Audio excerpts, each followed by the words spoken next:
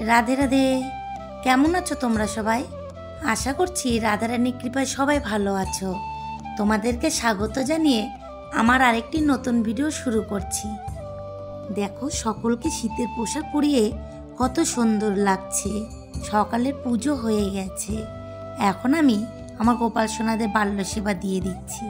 আজকে মিষ্টি দিয়ে আমার গোপাল সোনাদের বাল্য সেবা দিয়েছি। আর আজ সকালেই দুটো গোপাল সোনাকে সিঙ্গার করে দেব, কারণ ভোগের পরে সময় হয়ে উঠছে না। সে কারণে ভেবেছি আজ আগেই এই গোপাল সোনা দুটোকে সিঙ্গার করে দেব, তারপরে রান্না করে ভোগ লাগাবো। আর এই গোপাল সোনা দুটো এক ভক্তের, তিনি 2 দিন আগে এসেছিলেন গোপাল সোনাদের নিয়ে যাওয়ার জন্য। আমি বললাম এখনও গোপাল সোনাদের অঙ্গরাগ করা হয়নি, আপনি কয়েকদিন পরে এসে নিয়ে যাবেন। আসলে শীত পড়ে গেল, সকলকে শীতের পোশাকগুলো পরে দিতে একটা টাইম লাগে। আবার অন্যান্য কাজেও আমি একটু ব্যস্ত ছিলাম, সে কারণে এই গোপাল সোনাগুলোকে অঙ্গরাগ করার সময় হয়ে উঠছিল না। আর ওনার শুধু ওই গোপাল সোনা নয়, আরও একটা রাধা গোবিন্দ আছে। সে রাধা গোবিন্দকেও অঙ্গরাগ করার জন্য দিয়ে গেছে, তাদেরকেও অঙ্গরাগ করিয়ে দিতে হবে। সে কারণে একে একে করছি। আজকে গোপাল সোনাদের করছি, আর একদিন ওই রাধা গোবিন্দকে করব। এর মধ্যে আর একদিন গিয়েছিলাম একটু মার্কেটে দশকর্মা থেকে শীতের পোশাকগুলো আনার জন্য, কারণ এই গোপাল সোনাদের তো শীতের পোশাক আমার কাছে ছিল না, সে কারণে নতুন কিনে এনেছি। আর ওই রাধা গোবিন্দেরও শীতের পোশাক নিয়ে এসেছি। সব কিছু নিয়ে আসার পর তারপর তো অঙ্গরাগ করাবো, সে কারণেই দেরি হচ্ছিল। শরীরটাও ভালো ছিল না, সে কারণেই সময় হয়ে ওঠেনি। আর এই ভক্তের 2 ছেলে, আর বড় ছেলে কিছুদিন আগেই মারা গেছে। সে কারণে এই ভক্তের খুব কষ্ট, খুব মন খারাপ। আমার কাছে এসেছিল, এসে অনেক কান্নাকাটি করছে, বলছে বাড়িতে থাকতে পারছি না মা। মনে হচ্ছে যেন এই দিক থেকে মা বলে ডাকছে, ওই দিক থেকে মা বলে ডাকছে। এখনই এসে বলবে মা খেতে দাও, তাই বাড়িতেই থাকতে পারছি না। আমি তখন বললাম, দেখুন আপনার যা কষ্ট, এই কষ্টের কোনো সান্ত্বনা হয় না, কারণ এই পুত্র শোকের মতন কষ্ট এই জগৎ আর কিছু নেই। তবু আমাদেরকে ধৈর্য ধরতে হবে। সে কারণেই বলছি আপনি একটু ধৈর্য ধরুন, এত ভেঙে পড়বেন না। তখন আমাকে বলছে আমি তো ধৈর্য ধরতে চাই, কিন্তু পারছি না। কিন্তু সত্যিই তো, এক মা কি করে ধৈর্য ধরবে বলো? তার পুত্র এইভাবে মারা গেল, অনেক দিন ধরে অসুস্থ ছিল, অনেক চিকিৎসা হওয়ার পরও তাকে আর ধরে রাখতে পারলো না।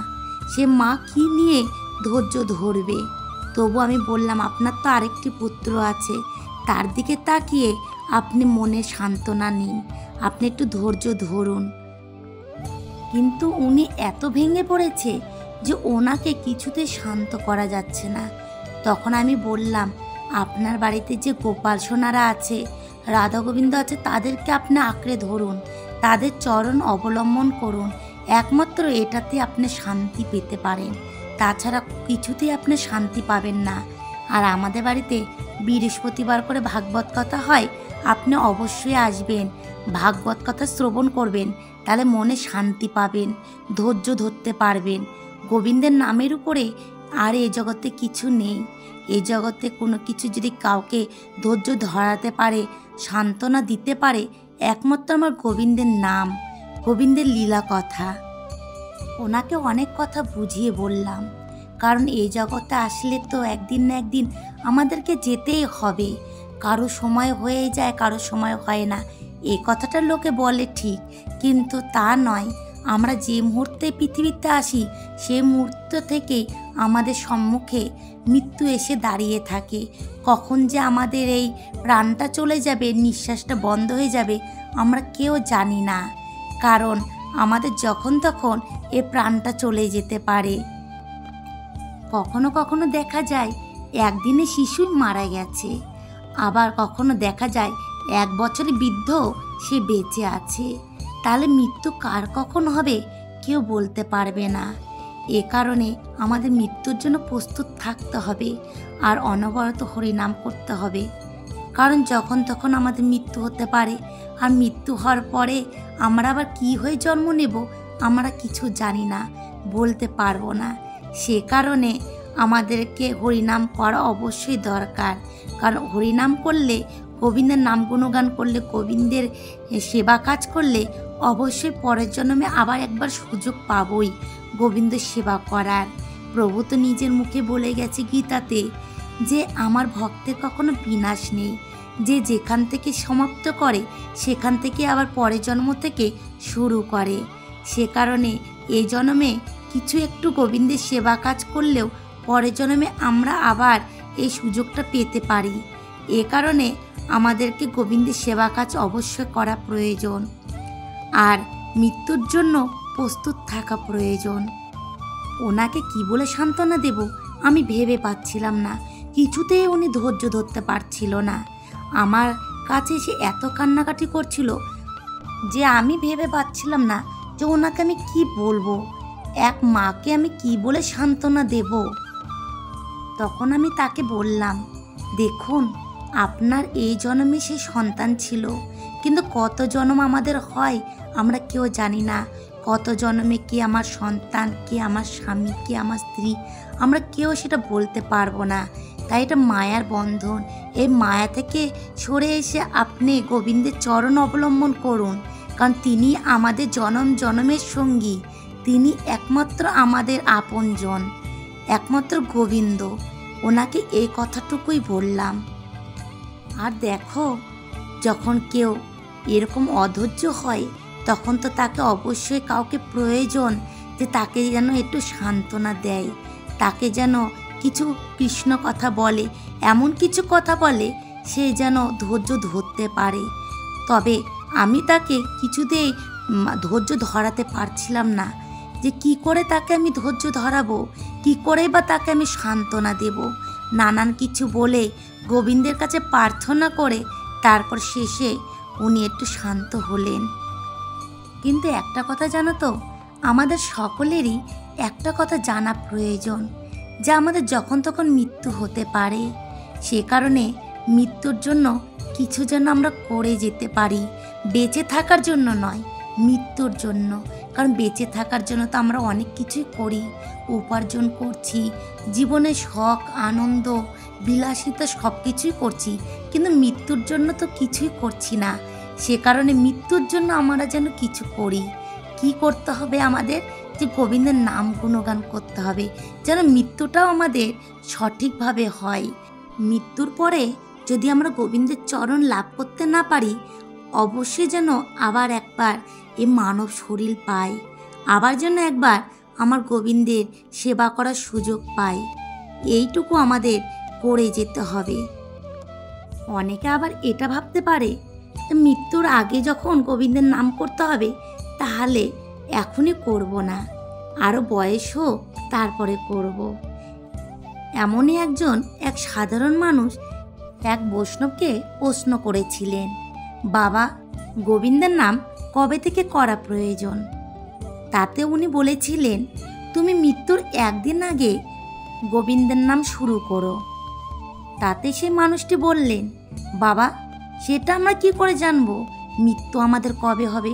আমাদের তো যখন তখনই মৃত্যু হতে পারে, এখনই হতে পারে, আবার 10 দিন পরে হতে পারে, আবার 100 দিন পরেও হতে পারে। তাতে উনি বলেছিলেন, তাহলে তুমি এখন থেকেই শুরু করো। যখন তুমি জানো না তোমার মৃত্যু কবে হবে, তোমার তো কালকেও মৃত্যু হতে পারে, সে কারণে তুমি এখন থেকেই গোবিন্দের নাম করা শুরু করো, গোবিন্দের সেবা করা শুরু করো। সে কারণে আমাদের গোবিন্দের নাম এবং গোবিন্দের সেবা কাজ করা অবশ্যই প্রয়োজন, কারণ এটা আমাদের মৃত্যুর জন্য আমাদের কিছু কাজ করা। যেমন বেঁচে থাকার জন্য আমাদের কিছু প্রয়োজনীয় কাজ করতে হয়, তেমনই আমাদের মৃত্যুর জন্য কিছু প্রয়োজনীয় কাজ করতে হয়। কারণ এই জড়জগতে যতই আমরা উপার্জন করি, যতই আমাদের টাকা পয়সা থাকা যাই থাক, কিছুই আমাদের সঙ্গে যাবে না। একমাত্র আমরা জীবনে যা যা কর্ম করব সে কর্মটুকুই আমাদের সঙ্গে যাবে।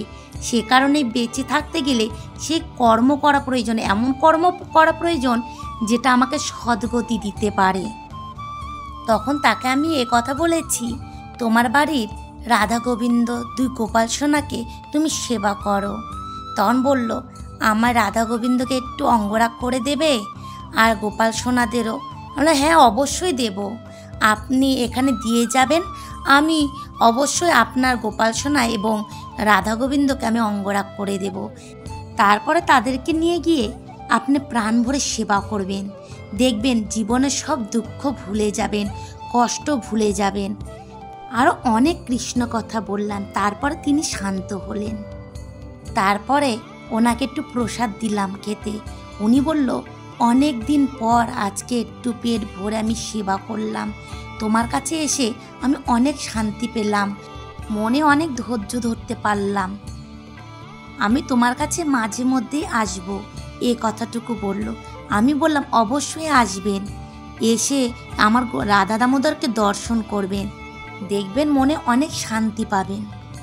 একজন দুঃখী মানুষকে কোনো কিছু দিয়ে তো শান্তি দেওয়া যাবে না, একমাত্র গোবিন্দের নাম ছাড়া। সে কারণে আমি এই কথাগুলো তাকে বলেছি। আর দেখো, তোমাদের সাথে কথা বলতে বলতে আমার গোপাল সোনাদের অঙ্গরাগও হয়ে গেছে। এখন আমি দুপুরে রান্নায় চলে এসেছি। আর আজ আমি মূলো, আলু আর ফুলকপি দিয়ে একটা ভাজা করেছি, আলু বেগুন ডালের বড়া দিয়ে সর্ষে বাটা একটা তরকারি করেছি, আর বেগুন আলু সিদ্ধ দিয়েছি, আর জলপাইয়ের চাটনি দিয়েছি। এই দিয়ে আজ আমার গোপাল সোনাদের, আমার রাধা দামোদরের সেবা হয়েছে। আজকে আমার স্বামী ভোগ লাগিয়েছে। আর দেখো, এই গোপাল সোনাদের আমি অঙ্গরাগ করেছি, কেমন লাগছে অবশ্যই তোমরা আমাকে কমেন্টে জানাবে। আর আজকে ভিডিওটি আমি এখানে শেষ করছি। আর আমার ভিডিওগুলো যদি তোমাদের একটু ভালো লেগে থাকে অবশ্যই একটা লাইক, একটা কমেন্ট করে দিও। তোমরা সবাই ভালো থেকো আর আমার পাশে থেকো। রাধে রাধে।